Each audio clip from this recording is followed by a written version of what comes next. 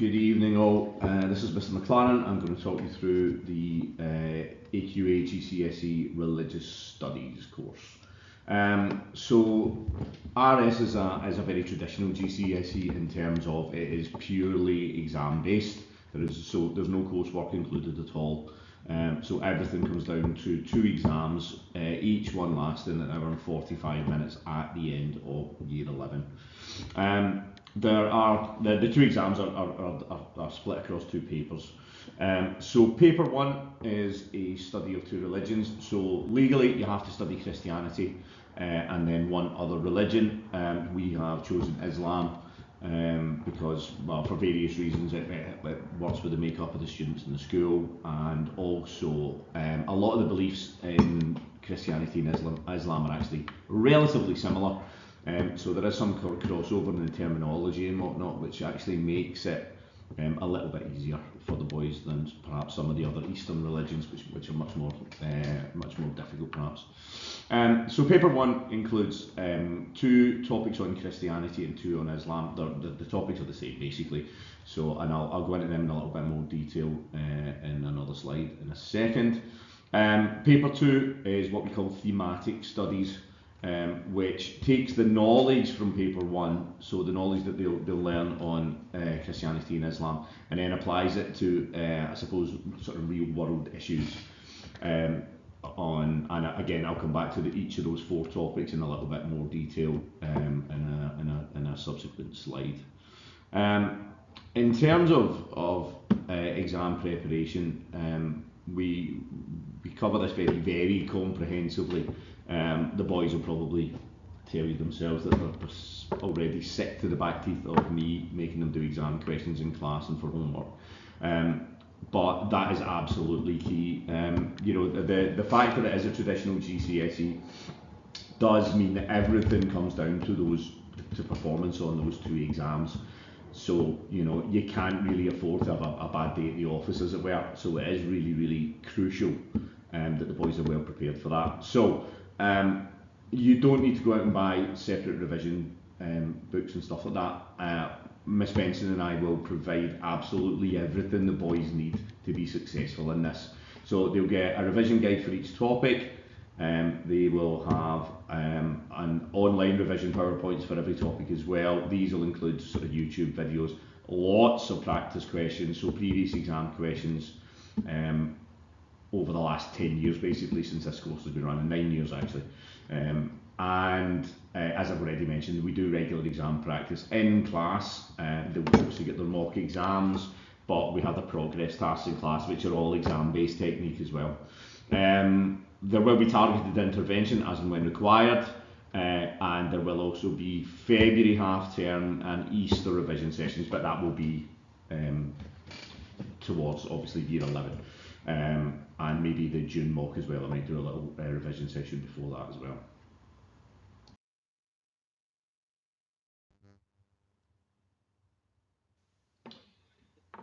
Okay, so in terms of how the course will break down over the 2-year length, the slide that is on screen at the moment will talk you through that. So in year 10, so where we are at the moment, they've started paper 1 with me, and we are about halfway through the Christianity beliefs topic. We should finish that just round about October half term, either just before or just after. Then we'll move on to Christian practices, which should take us up to just after Christmas, and then we will cover Islam beliefs, and with a bit of luck we will actually, I've got Islam practices down as the first topic in year 11, but I'm pretty confident that we'll have at least made a good start on that before the summer term, before the summer holidays rather, and we should have that finished certainly before October half term. So paper 1 should be done before October half term next year. With Miss Benson, they've started theme A in paper 2, which is religion and families, and they're making good progress there. They will also get through religion, peace and conflict this year. Now Miss Benson only has 2 lessons compared to my 4, hence why I'll get through a lot more than she does this year, but we will still have plenty of time next year to complete Islam practices, so finish paper 1, and then the other 2 themes for paper 2, which are religion and life and religion, crime and punishment. My aim, which I'm pretty confident we will achieve, is to complete the course by February 2027, March at the very, very latest, and therefore that gives us a lovely long stretch of time to revise all 8 of the topics. So we are in a really nice position there as well, so nothing to be concerned about in that respect. The next couple of slides just go into the course content in a bit more detail. Now, I am not going to read everything off these slides, you'll be delighted to hear. But I just wanted to really give parents and carers a good idea of the depth of knowledge and the sheer volume of content that the boys are going to have to get through and learn in a really in-depth way in order to be successful in this course. So the blue box on the left tells you about the topic that we're on at the moment, Christian beliefs and teachings. And that first section, the key beliefs part, we are literally just finishing this week. So we're on to that last part of heaven and hell. So we've covered the nature of God, we've covered creation, the Trinity, and the afterlife. So as I say, we're just finishing heaven and hell at the moment, and then we'll move on to the person of Jesus Christ himself, and the ideas of sin and salvation and stuff like that, which will finish that topic. Christian practices moves on and basically shows, so Christian, as you can see, the first topic talks about beliefs and teachings. So what do Christians believe? And topic 2, the practices one, is basically, well, what do they then do as a result of those beliefs? So we cover worship and prayer and baptism, the sacraments and stuff like that. And then it's more really distinctly Christian stuff like pilgrimage and whatnot. As I say, there's an awful lot of detail in each of these topics. They take quite a while to get through, and there's an awful lot to remember. Which is why this additional revision stuff, which I've kind of mentioned and will mention in more detail, is really, really incredibly important. It is impossible to be successful without doing the independent study at home, on top of the standard homework that the boys will receive too.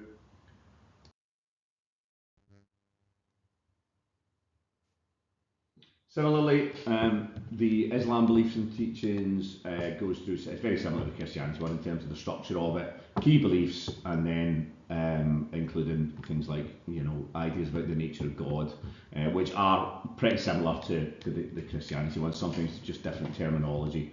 Authority in Islam, so we look at prophethood, holy books, the Quran itself, and then other sacred texts in Islam.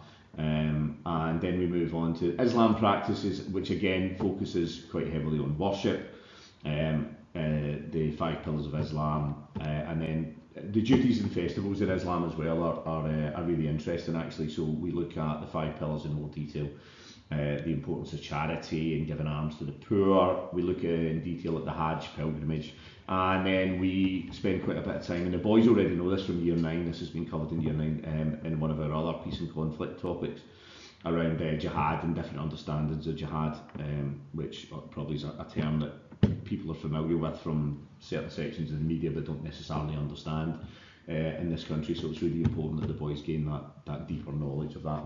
I won't go into a huge amount of detail on paper 2, but this is obviously just paper 1, so you can see clearly there the level of detail involved, and then they've got that all again to do on paper 2.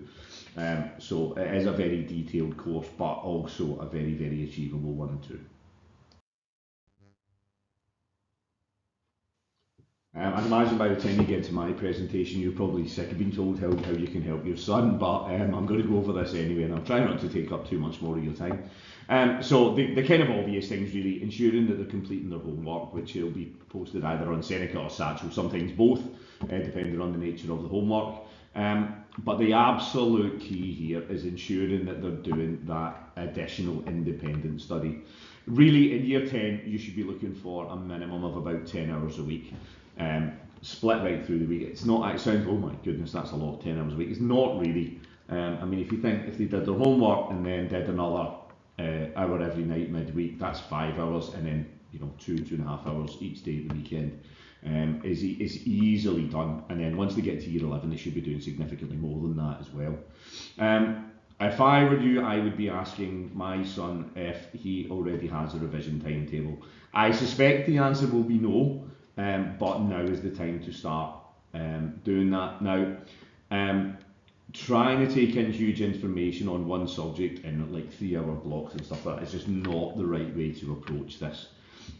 Personally, I would either do 2 or 3 subjects per evening, and either sort of 3 30-minute blocks or 2 45-minute blocks. Obviously, they're going to prioritise English and maths above the others, science then next, and then their option subjects. And you know, obviously the picture will start to become clearer on what they need to focus on once the first mock exams, and you'll sort of get an idea of what ones they need to put in the additional effort in. But they need to make sure that they are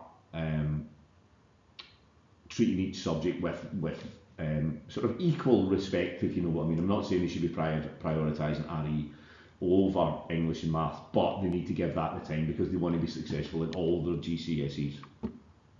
Now, the other part to it, you know, is they're not just making sure they're doing the revision, but making sure that they're not, you know, killing themselves in the process. They need to be building in time in their timetable for breaks, for treats, for exercise. So it might be, you know, they go home from school, do an hour's revision, have dinner. You know, if they've got footy training or other clubs and stuff, that's absolutely fine. But they just need to make sure, so they need that break away from it is important. It is a very stressful 2 years for young people, and those rest breaks and stuff are really, really important. So having those other interests is really useful. Sleeping and resting is absolutely key. I mean, you know, there's nothing worse than seeing kids coming in the morning and they've been up gaming all night, and you just know fine well they're not going to be engaged in lessons. So if you could be checking that they're sleeping, resting, these things are incredibly important, as you know yourselves. Engage with them in the revision. So I'm just going to, I have, the way I'm recording this, I'll have to show you this in a second.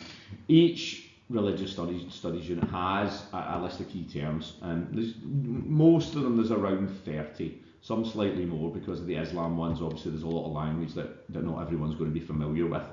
But if there's 8 topics in total, then that means you're talking about 240 new terms and definitions these boys have to learn over that 2-year period. Now it sounds like an awful lot, but in my experience, and I've been teaching this for a long time now, this is absolutely key for pushing up those higher grades. This is the difference from getting 5s to 7s and 7s to 9s.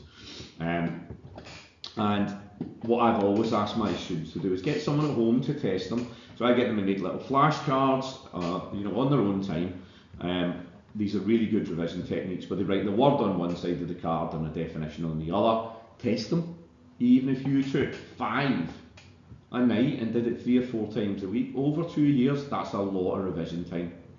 And it'll take you no time at all. So things like that are really, really helpful.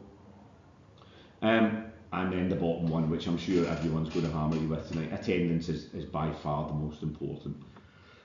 Boys who are in school all the time, doing the right things, will do well. Those who are frequently missing time off school just won't achieve their potential. It's as simple as that.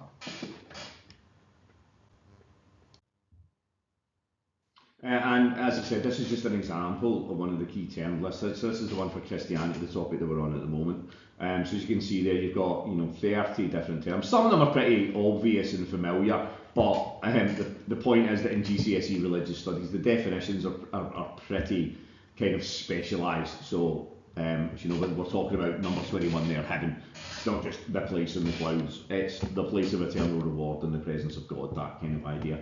So they need to be aware of that technical language, and as I say, practice literally makes perfect in these cases. So any way you can help them in that respect is much appreciated.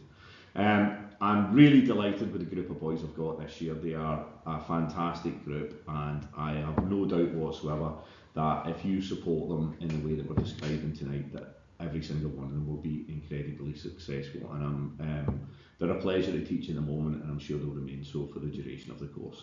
Thank you all for your time, and obviously if you have any concerns or queries, then please don't hesitate to get in touch with myself. Thank you and good evening.